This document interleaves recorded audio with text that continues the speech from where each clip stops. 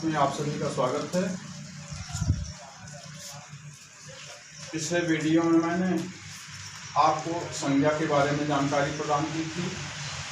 इस वीडियो में मैं सर्वनाम के बारे में जानकारी प्रदान करूंगा। तो बच्चों, सर्वनाम जो है वो दो शब्दों से मिलकर के बना है। सर्वनाम जो है वो दो शब्दों से मिलकर के बना है। एक सर्व है और नाम है। इसका अर्थ है सर्व का सभी और नाम का अर्थ है संज्ञा। तो जो सभी संज्ञाओं के बदले पूर्वापर संबंध के कारण प्रयुक्त होता है उसे जो है वो सर्वनाम कहते हैं। जो सभी संज्ञाओं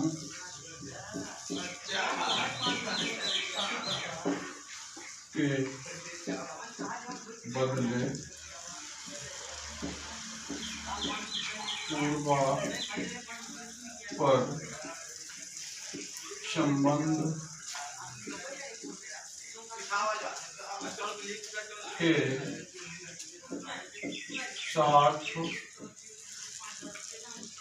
प्रयुक्त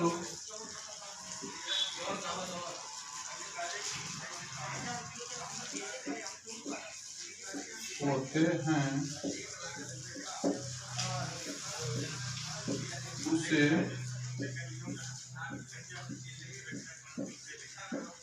सर्वनाम कहते हैं।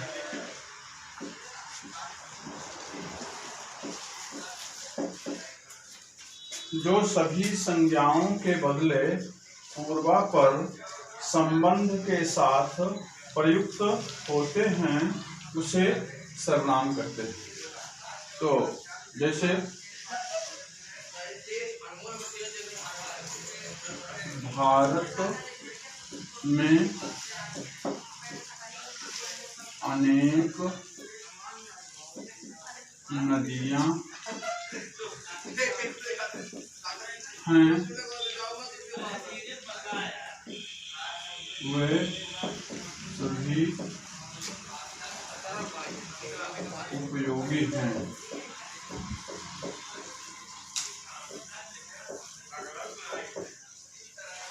जैसे भारत में अनेक नदियां हैं, वे सभी उपयोगी हैं।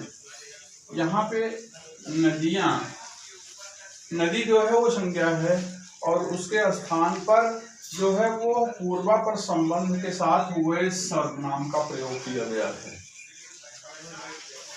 तो पूर्वापर क्या है?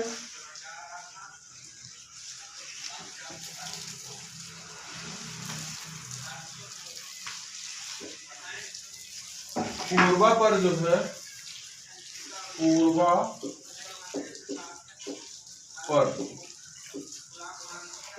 ये भी दो शब्दों से मिलकर के बना है। पूर्व धन अपर। पूर्व माने पहले का,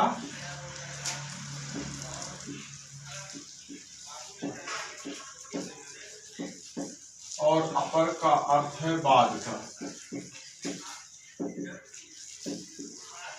इसका तात्पर्य हुआ कि जो पहले संज्ञा शब्द आता है तो उसके बाद जो सर्वनाम का प्रयोग किया जाता है तो उसके संबंध के कारण, उससे संबंधित जो है होने के कारण जो है वहां पे सर्वनाम का प्रयोग किया जाता है। जैसे मैं एक उदाहरण आपको दे रहा हूं।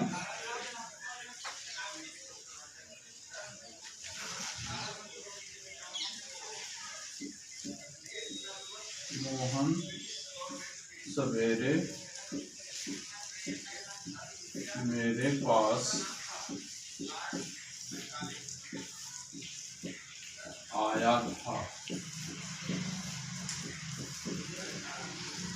वह कह रहा था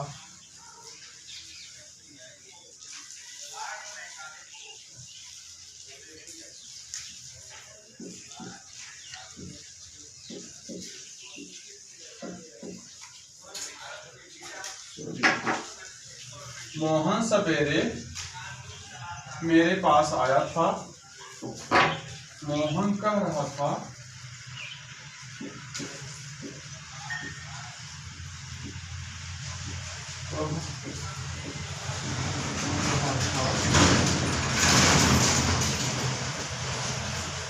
आप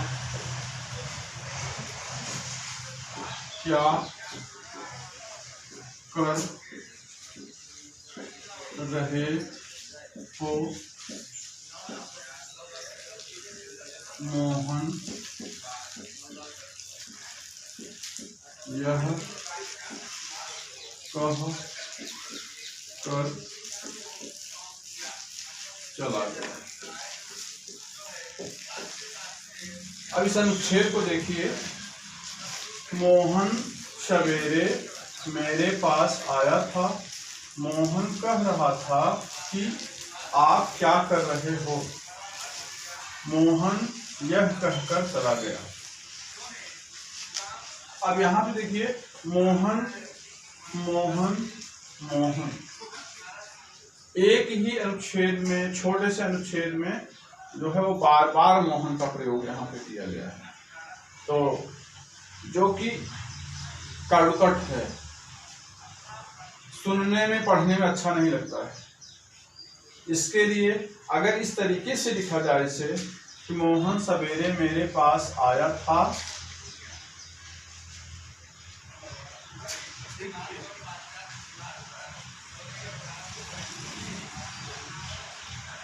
मोहन सवेरे मेरे पास आया था,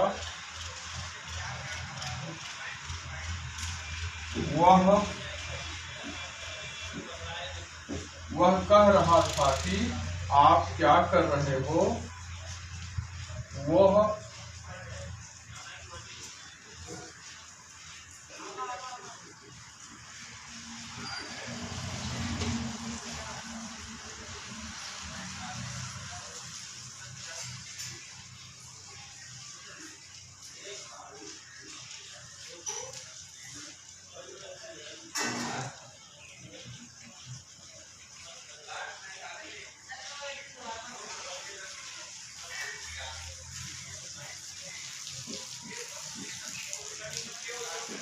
अब यहाँ पे जैसे वह है, मोहन की जगह पर अगर वह का प्रयोग कर दिया जाए तो जो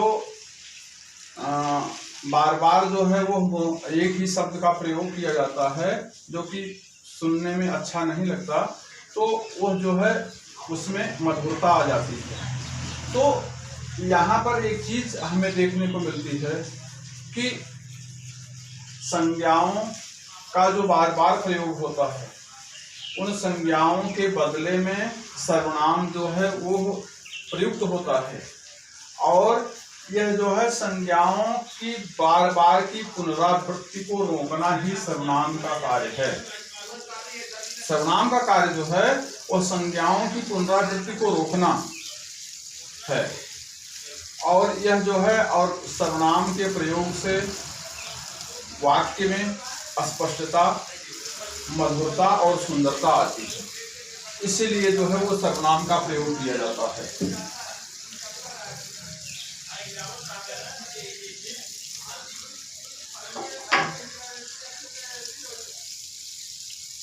सर्वनाम के भेद।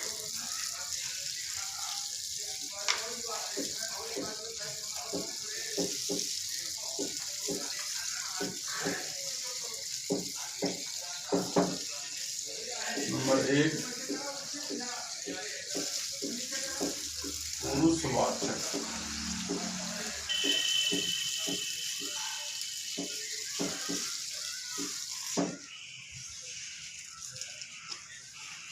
पुरुषवाचक सर्वनाम में जो है वो वक्ता या लेखक और श्रोता या पाठक और जो अन्य व्यक्ति के लिए बात की जाती है, इसमें वक्ता या लेखक, श्रोता और पाठक और अन्य व्यक्ति के लिए जिसके लिए वो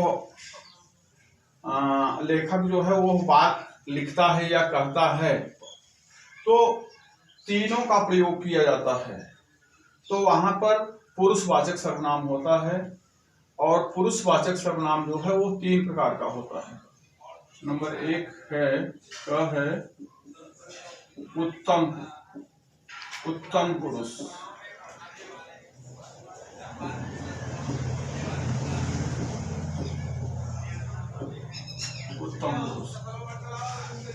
उत्तम पुरुष में वक्ता या लेखक जिन सर्वनाम शब्दों का प्रयोग स्वयं के लिए करता है उसे जो है वो उत्तम पुरुष वाचक सर्वनाम कहते हैं। इसमें जो है वक्ता या लेखक जो है स्वयं के विषय में वो चर्चा करता है। जैसे उदाहरण के लिए, मैं कल घर नहीं जाऊंगा। मैं कल घर नहीं जाऊंगा। अब यहाँ पे जो है वो लेखक या वक्ता जो है वह स्वयं के बारे में वो वर्णन कर रहा है।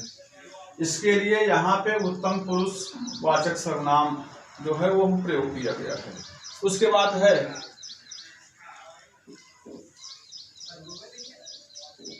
मध्यम पुरुष वाचक सर्वनाम।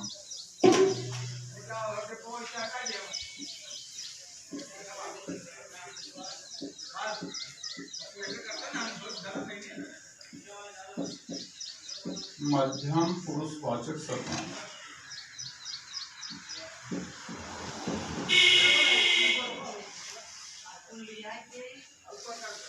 इसके अंतर्गत वक्ता या लेखक जो है श्रोता या पाठक के लिए जिन शब्दों का प्रयोग करता है उसे जो है मध्यम पुरुष वाचक सर्वनाम कहते हैं। जैसे तुम कब आ रहे हो। यहाँ पे वक्ता या लेखक जो है वो ये बतला रहा है कि तुम श्रोता या पाठक से बता रहा है कि तुम कब आ रहे हो। इसलिए जो है वो तुम मध्यम पुरुष वाचक सर्वनाम है। और इसमें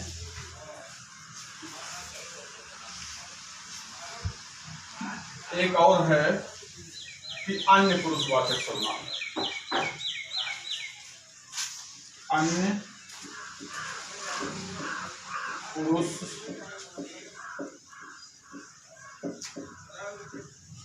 वाचक सर्वनाम। इसमें वक्ता या लेखक जो है वह श्रोता या पाठक से जिस अन्य व्यक्ति के बारे में चर्चा करता है, जिस अन्य व्यक्ति के बारे में करता है उसे जो है अन्य पुरुष वाचक सर्वनाम कहते हैं। जैसे उदाहरण के लिए, वह कब आएगा। अब यहाँ पे वक्ता या लेखक जो है वह श्रोता या पाठक से पूछ रहा है, चर्चा कर रहा है वो तीसरे व्यक्ति के बारे में। तो यहाँ पे वह शब्द जो है वो अन्य पुरुषवाचक सर्वनाम है। तो इस तरीके से पुरुषवाचक सर्वनाम के 3 भेद हैं। एक है उत्तम पुरुषवाचक सर्वनाम, एक है मध्यम पुरुषवाचक सर्वनाम और एक है अन्य पुरुषवाचक सर्वनाम। उसके बाद है निश्चयवाचक सर्वनाम।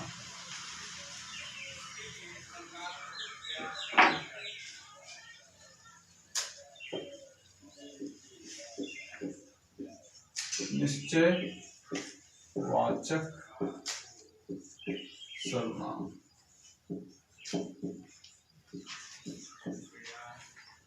जिन सर्वनाम शब्दों से किसी निश्चित वस्तु या निश्चित व्यक्ति के बारे में जो है वो सूचित किया जाता है, किसी निश्चित व्यक्ति या वस्तु के बारे में जो है जिन सर्वनाम शब्दों का प्रयोग किया जाता है उसे निश्चयवाचक सर्वनाम कहते हैं। और यह सर्वनाम जो है वो दो प्रकार का होता है। एक है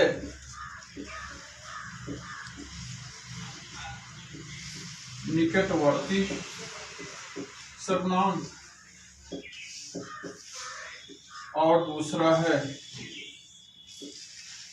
दूरवर्ती सर्वनाम। निकटवर्ती सर्वनाम और दूरवर्ती सर्वनाम। निकटवर्ती सर्वनाम उसे कहते हैं जिसके द्वारा जिन सर्वनाम शब्दों के द्वारा किसी निकट की वस्तु के बारे में जो है वो बोध होता है। जैसे यह पुस्तक है,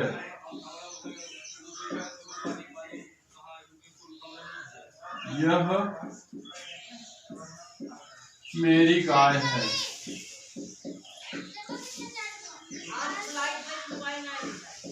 यहाँ पे यह शब्द जो है वह किसी निकट की वस्तु के लिए जो है वो इंगित किया गया है, इसलिए यह शब्द जो है वह निकटवर्ती सर्वनाम है।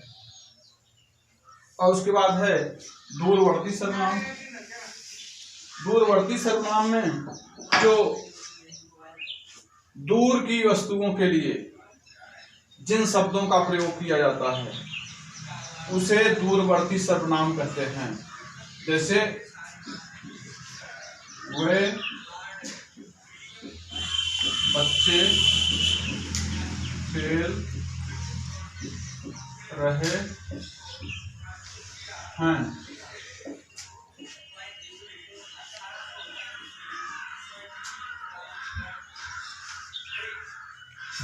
वे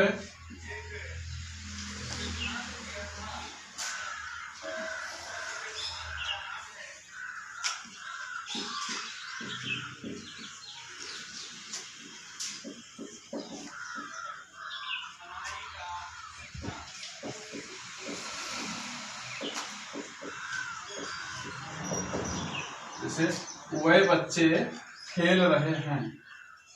एक दूसरा उदाहरण है वह लोग वहां पर रुके हैं। अब यहाँ पे लोगों के लिए जो है जो दूर हैं, दूर खड़े हुए लोग हैं, उसके लिए वह शब्द का प्रयोग किया गया है। और बच्चे जो है वो दूर खेल रहे हैं, इसके लिए वह शब्द का प्रयोग किया गया है जो कि सर्वनाम है। और कौन सा सर्वनाम है? दूरवर्ती सर्वनाम है। तो इस तरीके से निश्चयवाचक सर्वनाम के दो भेद।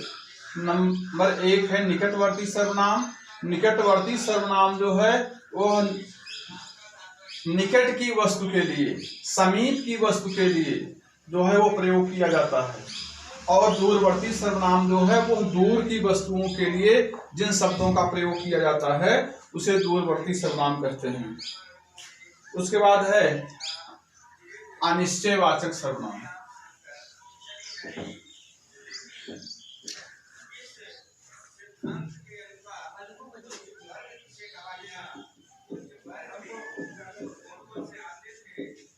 अनिश्चयवाचक सर्वनाम। अनिश्चयवाचक सर्वनाम जो है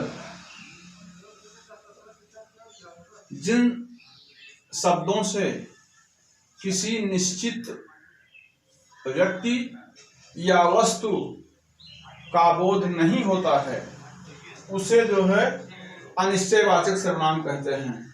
जैसे कोई मुझे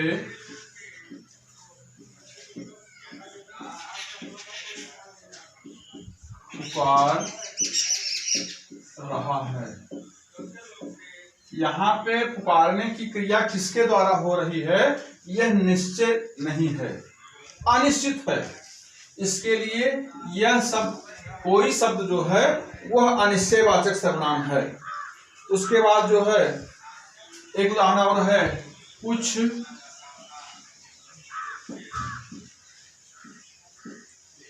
मुझे भी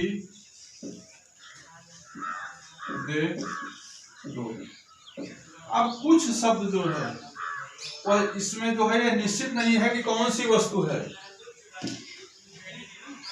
इसके लिए कुछ जो है और कोई जो है वो अनिश्चयवाचक सर्वनाम है। अनिश्चयवाचक सर्वनाम वे सर्वनाम होते हैं जहां पर किसी वस्तु या व्यक्ति के बारे में किसी भी प्रकार का निश्चय नहीं हो पाता है। जिस तरीके से यहाँ पर पुकारने की क्रिया किसके द्वारा हो रही है उसका निश्चय नहीं है, इसके लिए कोई शब्द यहाँ पे लिखा गया है, कोई जो है वो अनिश्चयवाचक सर्वनाम है। यहाँ पर जो मांगने की क्रिया की जा रही है और कि कौन सी वस्तु, किस वस्तु के बारे में चर्चा की जा रही है वह अनिश्चय है, इसलिए कुछ जो है अनिश्चयवाचक सर्वनाम है।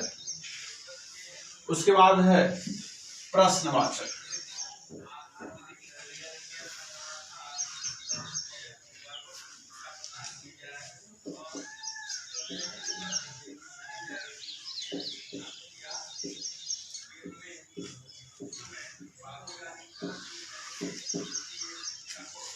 प्रश्नवाचक सर्वनाम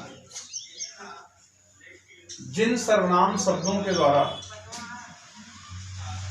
जो है वह प्रश्न करने का, प्रश्न पूछने का बोध हो, या प्रश्न पूछने के लिए जिन सर्वनाम शब्दों का प्रयोग किया जाता है उसे जो है वो प्रश्नवाचक सर्वनाम कहा जाता है। जैसे उदाहरण के लिए कौन आ रहा है, कौन आ रहा है,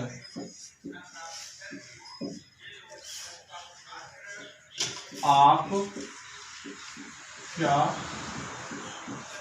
कर रहे हो। अब यहाँ पर जो है वो कौन और क्या के द्वारा जो है वो प्रश्न किया जा रहा है, इसके लिए जो है ये दोनों जो है वो प्रश्नवाचक सर्वनाम हैं। उसके बाद है निजवाचक सर्वनाम।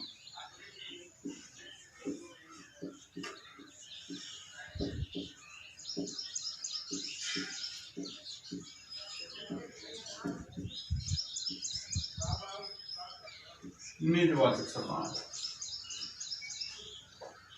निजवाचक सर्वनाम उस सर्वनाम को कहते हैं जहां पर अपने लिए जो है वो जिन शब्दों का प्रयोग किया जाता है उसे जो है वो निजवाचक सर्वनाम कहते हैं।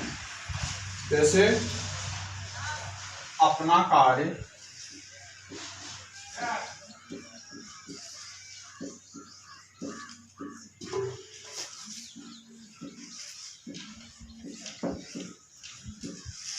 स्वयं करो, अपना कार्य स्वयं करो, मैं स्वयं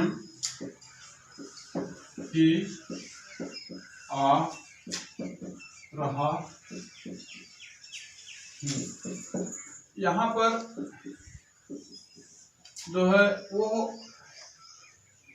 अपना कार्य स्वयं करो, यहाँ पे जो है वो अपने लिए ही जो है वो स्वयं का प्रयोग किया गया है इसके लिए, और यहाँ पे मैं स्वयं ही आ रहा हूँ, ये जो है वो दोनों निजवाचक सर्वनाम हैं। उसके बाद है संबंधवाचक सर्वनाम। संबंधवाचक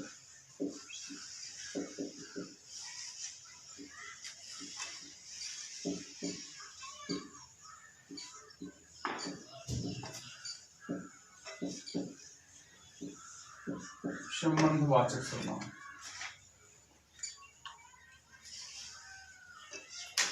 संबंधवाचक सर्वनाम उस सर्वनाम को कहते हैं जो अन्य सर्वनामों से संबंध को जो है वो सूचित करते हैं।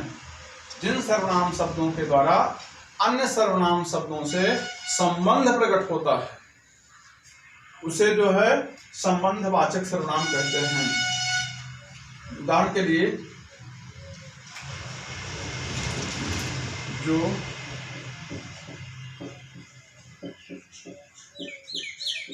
बोएगा वह काटेगा। यहाँ पे जो और वह जो है वो एक दूसरे से संबंध को स्थापित किए हुए हैं। उसके बाद जो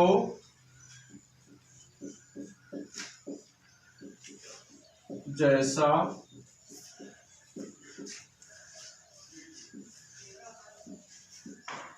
जो जैसा करेगा